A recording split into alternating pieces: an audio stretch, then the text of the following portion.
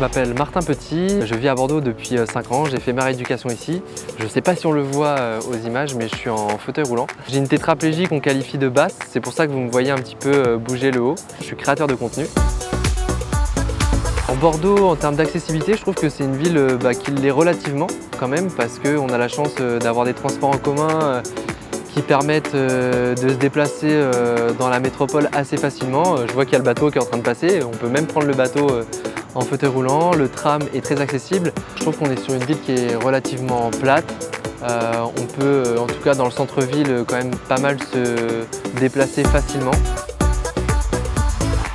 Dans les lieux emblématiques, on a la place du Grand Théâtre, qui est forcément le lieu à visiter à Bordeaux.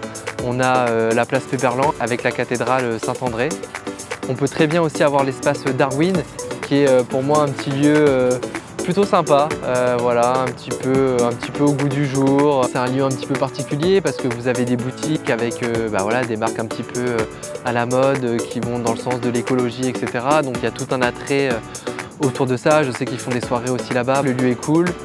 Vous avez des expositions, vous avez des graffitis, etc. Vous avez même un skatepark. Et d'ailleurs, dans le skatepark, je sais qu'il y a des personnes avec l'association Praticable qui permet à des personnes en situation de handicap d'aller sur le skatepark.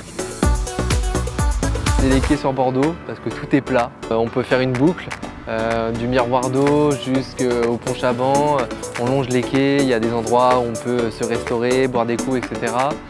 Vous passez le pont Chaban, vous avez tout le côté un petit peu plus nature, on va dire, de la rive droite, justement qui vous conduit à Darwin. Vous avez aussi les chantiers de la Garonne qui sont ouverts l'été.